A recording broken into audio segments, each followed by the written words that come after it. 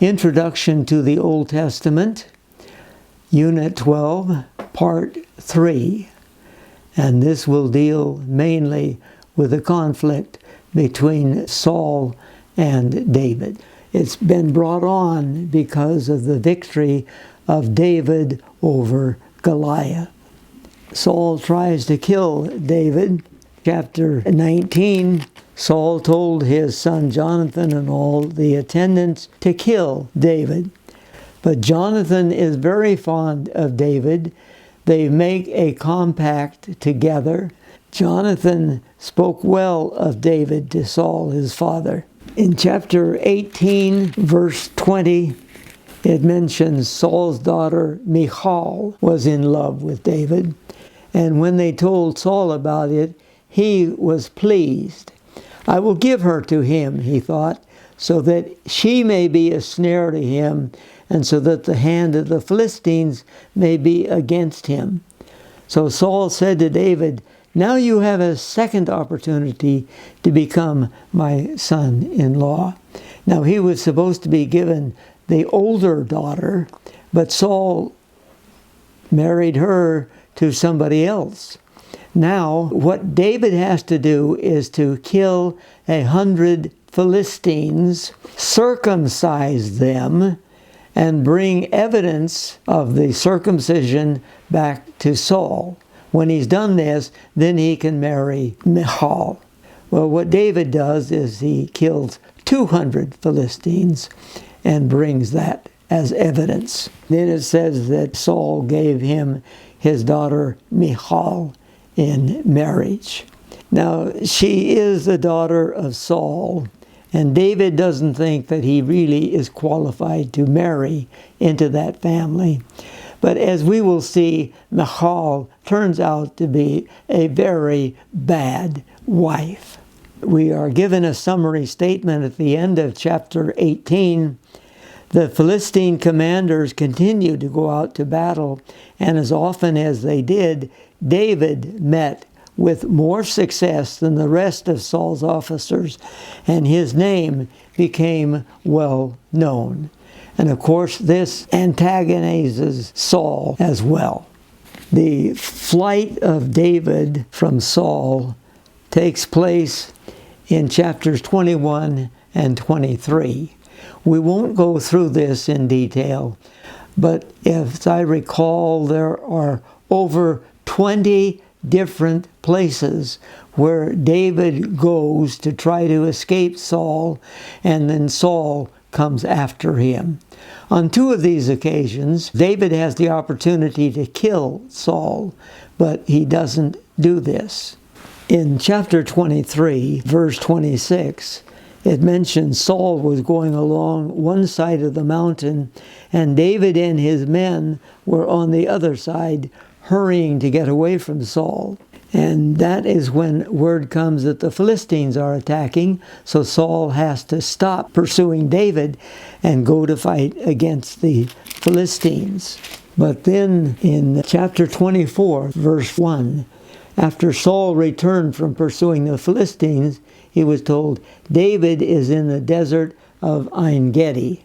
So Saul took 3,000 chosen men from all Israel and set out to look for David and his men near the crags of the wild goats.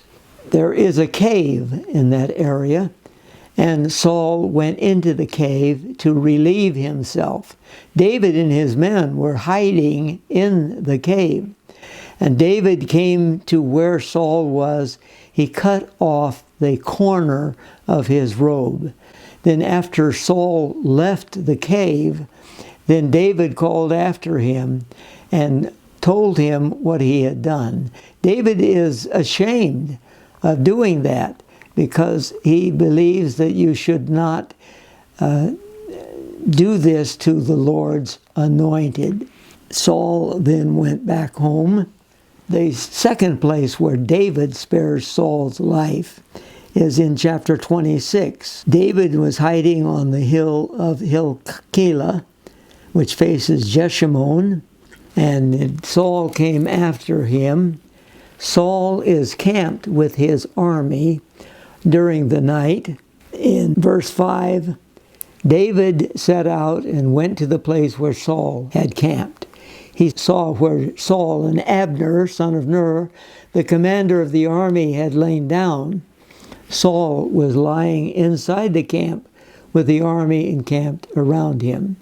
David went with Abishai to the place where Saul is sleeping.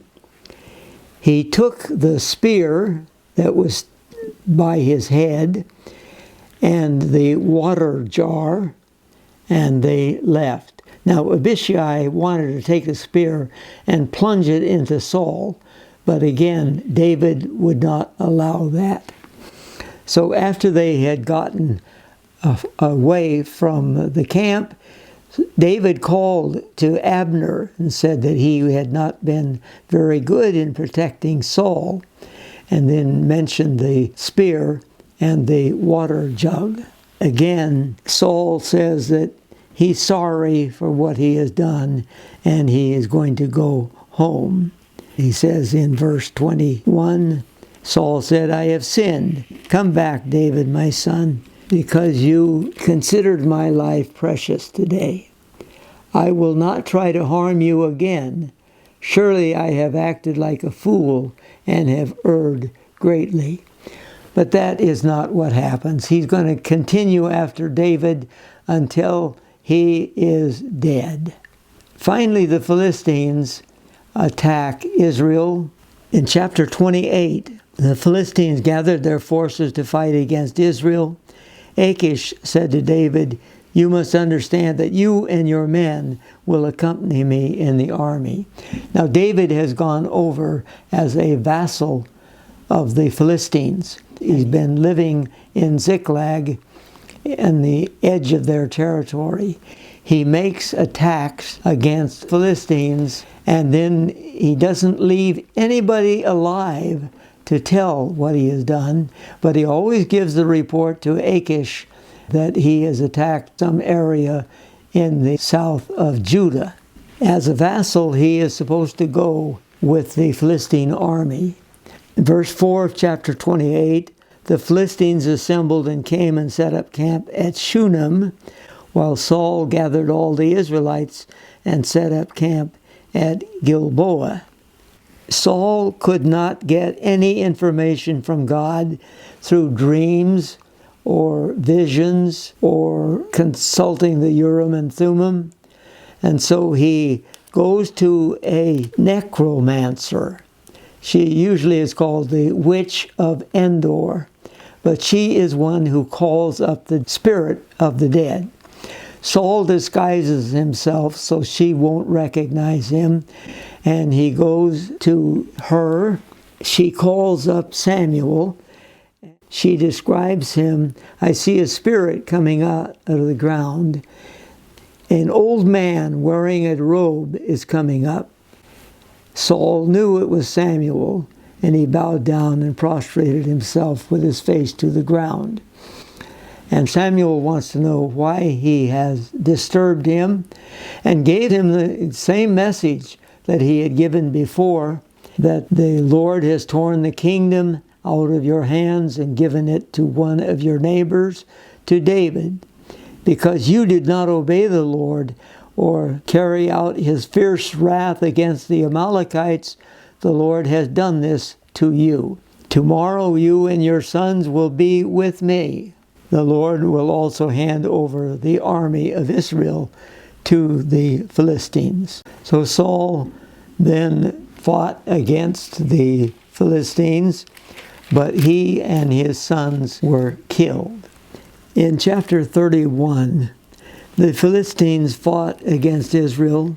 The Israelites fled before them, and many fell slain on Mount Gilboa. Now, Gilboa is a very good place to be, because you have to come up the hill, and Saul should never have been conquered. But it seems that there was a traitor among the Israelites who showed the Philistines another route that they could take to kill Saul. And so Saul is killed. He is wounded, and he wants his armor bearer to kill him so that the Philistines will not torture him. His armor bearer is afraid to do that. So Saul fell on his own sword and committed suicide. And then the armor bearer also killed himself. The Philistines then took over all of the territory. In verse 8 of chapter 31, the next day when the Philistines came to strip the dead, they found Saul and his 3 sons fallen on Mount Gilboa.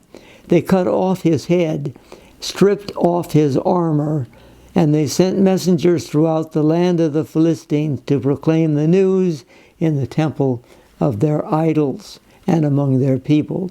They put his armor in the temple of the Ashtoreths and fastened his body to the wall of Beit Shan. Now these people from Jabesh Gilead, who are across the Jordan, hear what has been done, and so they came at night to Beit Shan, took down the body of Saul and his sons, and they took them back to Jabesh Gilead. They buried them under a tamarisk tree after they had burned them. So they've given them a proper burial in Jabesh Gilead. David was sent back from the Philistine army because the rest of the Philistines were afraid that he might turn on them during the battle. And when he arrived at his town of Ziklag, he found that it had been burned. The Amalekites had arrived and they had taken everybody captive. David goes after them. Chapter 30, he finds an Egyptian slave of one of the Amalekites who leads them to the Amalekite camp. David is able to rescue everyone who has been taken from Ziklag, and so it ends well for him.